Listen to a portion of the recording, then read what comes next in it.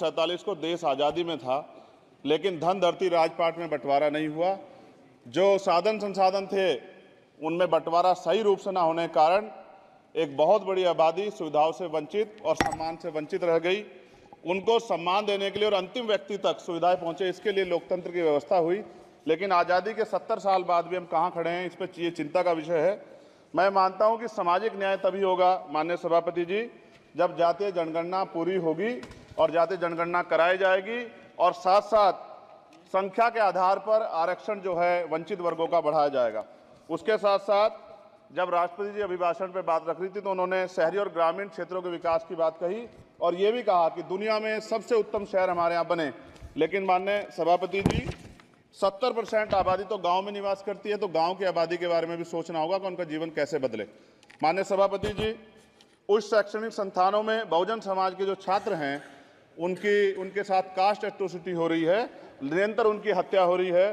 साथ साथ जो सरकारी कर्मचारी हैं दफ्तरों में, उनके साथ भी जो SC ST OBC और मुस्लिम और अन्य धार्मिक अल्पसंख्यक उनके साथ भी माननीय सभापति जी जातिगत और धार्मिक जो है शोषण किया जा रहा है। इसलिए मेरी मांग भी है कि पुरानी पेंशन को भी अध्यक्ष जी बहाल किया जाए। जो कर्मचारी देश की सेवा में लगे हैं उनका भी सम्मान होना चाहिए। साथ साथ सभापति जी, भाजपा ने चुनावी लाभ के लिए सबका साथ सबका विकास के नारे दिए जो खोखले हैं, क्योंकि 10 साल में दलित, पिछड़े, आदिवासी, मुस्लिम और अन्य धार्मिक अल्पसंख्यक जो अत्याचार हुए हैं वो किससे छिपे हुए नहीं हैं। ये गलत है, ये बंद होना चाहिए।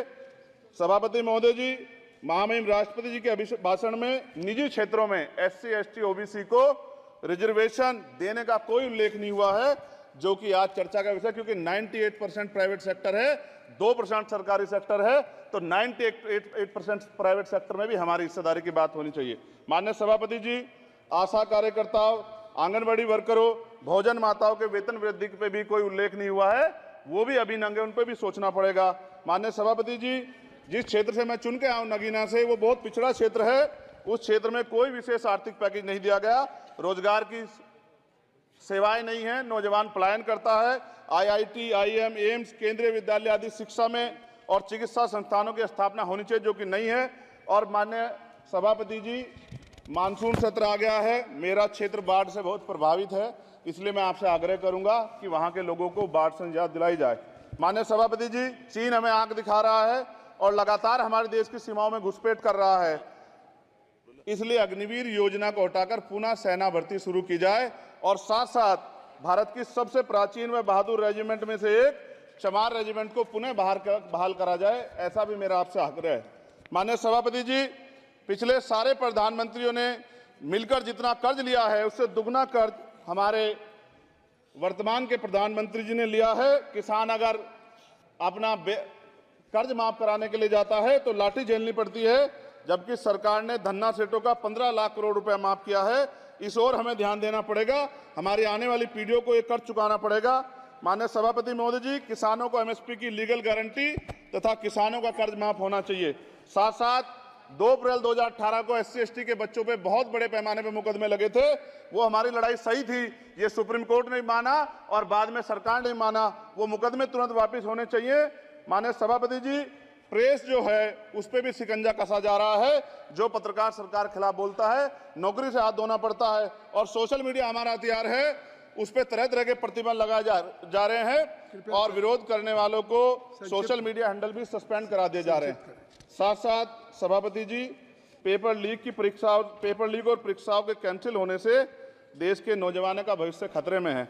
नीट, यूपी सिपाही भर्ती सभापति जी और 29,000 शिक्षक भर्ती में आरक्षण घोटाला हुआ है, कोई पूछने वाला नहीं, खून के आंसू रो रहे हैं बच्चे, बेरोजगारी का दंश युवा झेल रहे हैं। इसलिए मेरा आग्रह है कि युवाओं के लिए कृपया समाप्त करें। चंद्रशेखर, माननीय सभापति जी, मैं पहली बार बोल रहा हूं, आप कहेंगे मैं बैठ जाऊंगा, मैं आपकी बात, मैं संवैधानिक मर्यादा का पालन करूंगा, मगर हम तो माननीय सभापति जी सुन ही रहे हैं। आप बोलिए, 1 मिनट। धन्यवाद। 1 मिनट और बोलिए। अध्यक्ष सभापति जी, नारी सम्मान की बात करने वाली सरकार, हमने मणिपुर देखा सर, हमने पहलवान बेटियों का हर्ष देखा सर, और हमने सर हाथरस की बेटी का हर्ष देखा सर, और हाथरस के परिवार को जो वादा किया था सरकार ने वो भी पूरा नहीं किया। और महिलाओं में भी, स्पेशली दलित, पिछड़े और मुस्लिम वर्ग की, आदिवासी वर्ग की महिलाओं के साथ आज भी NCRB का डाटा कहता है सर, जो जुल्म हो रहा है वो सहनीय नहीं है सर। साथ साथ कोविड में तैरती, हमने कोविड में बहुत सुना सर, कोविड में तैरती लाशें भी गंगा में हमने देखी है सर, और मजदूरों का हाल भी हमने देखा है। सभापति जी, मैं सब समाप्त कर रहा हूं। नोटबंदी पे छोटे मजले उद्योग की जो कमर टूटी वो भी हमने देखी है। सभापति जी, शैक्षणिक संस्थानों, विश्वविद्यालयों में, चिकित्सा संस्थानों में ओबीसी एसटी के योग्य अभ्यर्थी को एनएफएस करके जिससे निकाला जा रहा है। इनकी निशानी है जली हुई रोटी। इनका दावा है कि देश के हर भूखे नंगे को रोटी खिलाएंगे। लेटर एंट्री करके जिस तरह हमारे रास्ते बंद किए जा रहे, ये भी हम देख रहे हैं सभापति जी।